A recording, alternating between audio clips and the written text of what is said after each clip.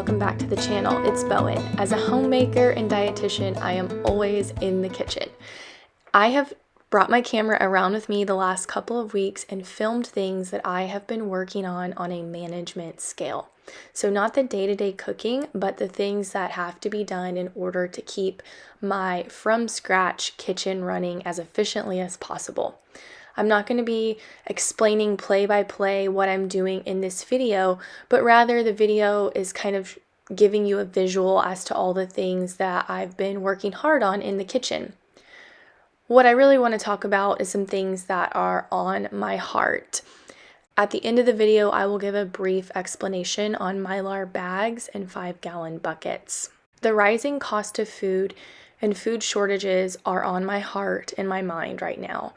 As a dietitian who worked in a clinical community type of setting, I think about how this is going to impact nutrition and just general food availability. Having worked in that setting, I know a lot of the barriers that people have when it comes to eating healthy and cooking. This is just another barrier that is likely going to affect most of us. So with all that being said, I really want to use my channel to show the creative ways I stretch our money in the kitchen. I hope that it will inspire you to try making more foods at home and just improve your kitchen skills. I hope you enjoyed this video and, as always, walk away feeling inspired. One of the biggest switches I have made to our pantry system is bulk food buying. This has saved us a lot of money. In the past, I'd go to the health food store once a week, buy what I could use in that week, and repeat the process every week. After becoming a homemaker, I realized that it really wasn't an efficient process, nor was it cost effective for us personally. So I decided to dive into the world of what I call real bulk buying.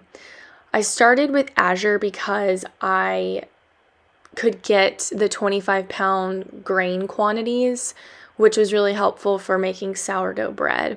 I found a lot of other things that I really like buying from Azure, and it kind of just opened my eyes on really the most important thing when you're buying food in terms of looking for the best price is looking at the price per ounce and price per pound. So I'll give you an example of that. So, for example, bulk nutritional yeast at Sprouts costs about $11 to $12 a pound, and that's in the bulk section. However, if you buy 5 pounds of nutritional yeast at Azure, you can get it, you used to could get it for $6 a pound, now it's $8 a pound. So you see from that example that if you are going to go ahead and buy the 5 pounds, you're going to get a better deal. Now that might feel like, wow, 5 pounds, I could never go through that, but check the dates of those items and research. Can the shelf life be prolonged some other way? Can it be mylar bagged? Can it be frozen? Can it be refrigerated? Can any of those things help me prolong the shelf life and make purchasing this item up front worthwhile? So again, bulk buying may save you some money in some areas. The best way to know is to compare prices by looking at cost per pound or per ounce, and it will really open your eyes to see how much you can save on your food. One thing that does have to be weighed with ordering from Azure is that you do pay shipping. I find that for the quality of the products I get, it always benefits me to order from Azure. There are other places that I do shop for bulk items, and that would be Costco, the number one, and then you can also get pretty large quantities of things from Walmart and also online at Walmart. I really do like using Azure because it is a family-owned company, and I think that that's always nice to support if you can. Most of the bulk foods that you have seen me work with in this video were bought from Azure. Some were also from Amazon, just depending on what it was. Some of the things I can't get from Azure, like the star anise and some of the teas that you saw, I had to order off of Amazon. As always, everyone is going to have their own system that works for them. I'm just kind of sharing what I have learned and what has helped my family save a lot of money on food. So with all of that being said, we're going to transition into mylar bagging food, which is a form of long-term food storage. This has been a question on my Instagram how to do long-term food storage. And so mylar bagging is one of the many ways to preserve your food long-term. It is known to keep foods for very large amounts of times, anywhere from 5 to 30 years, depending on what you are mylar bagging.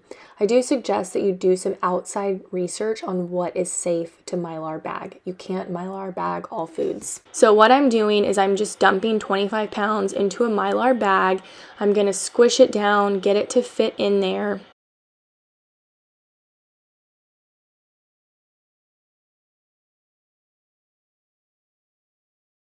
The next step is to put in your oxygen absorber. You just kind of give it a squeeze to make sure that it's soft. That means that it hasn't absorbed oxygen yet, so it's good to go. Add it to the bag, squeeze out the air before closing the bag. This one has one of those zippers on it, so you gotta close that first. To finish off the process, I will be heat sealing the mylar bag using a straightening iron. This was an inexpensive straightening iron from Marshall's. You just kind of work your way slowly all the way across the bag. This one doesn't really slide very well, so I kind of do it by clamping it and moving along slowly. So that is the basic gist of storing things in mylar bags. There's a whole world of things to learn in this realm, but if you haven't been introduced to this before, this is, a pretty good introduction to the basics. So for example, if I decide to buy 50 pounds of grain and I know that I'm only going to go through maybe 25 in 6 months, and I just want to be extra careful with that other 25 pounds, but I got a good deal buying it at 50 pounds, so I went ahead and bought the 50-pound deal, then that's where I would mylar bag something to keep it safe. So for example, this is kind of how I work the long-term food pantry and my everyday food pantry. Let's say I bought 50 pounds of einkorn grain and I mylar bagged 25 pounds of it and I kept 25 pounds of it out. The 25 pounds that I keep out, I need to do a few extra steps to also keep it safe. So what I would do is freeze that 25 pounds of grain for at least 3 days. This should kill weevils at any stage of life. After you do this process, you should be able to keep the grain out at room temperature, stored in your pantry in a safe, airtight container of some sort. My preferred container for a large amount of grains is 5-gallon buckets with gamma lids on them. So with that being said, let's dive into the different types of 5-gallon buckets, things that I think you should know before just purchasing whatever you find so that you can make the best decision for what you need. I wanted to end the video with a brief discussion on 5-gallon buckets. All 3 of these 5-gallon buckets have slight differences, and I just wanted to include this on my channel because when I was purchasing 5-gallon buckets for food storage, I did not really understand that there were different types of buckets out there.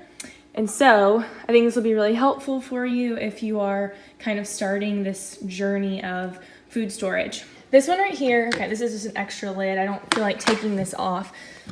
So this one is a Walmart bucket. It is number 2 plastic. It is much thinner and flimsier than this one. This one is from Azure, and it's also a 5-gallon bucket size. There is a price difference. I think theirs are running around $8 and the Walmart runs are running around $5 or $6. There is a difference in the plastic, number 2, number 5. The other difference is that the lids are different. Notice this lid. This is the bottom side of the lid. This is the bottom side of the lid. There's the difference. This one has a rubber gasket down in there. This one has no rubber gasket. So this one has a rubber gasket. This one does not. Now the lid is number 2 plastic on the ones that you get from Azure, but the buckets are number 5. These are both number 2, number 2. So anyway, the reason I learned all this was because I had been buying these cheaper buckets from Walmart, thinking, oh, I'm just going to get the cheaper one, right? Well, then I couldn't get lids from Walmart. So I was like, okay, let me order some lids through Azure. And then I realized these types of lids don't fit on these Walmart buckets, or else I'm just not doing it right. But I haven't tried that in a while. I just went ahead and ordered Azure buckets to go with my Azure lids, and these have to be hammered on with a mallet, and it creates what I would say is probably a more snug, airtight, not air-free fit.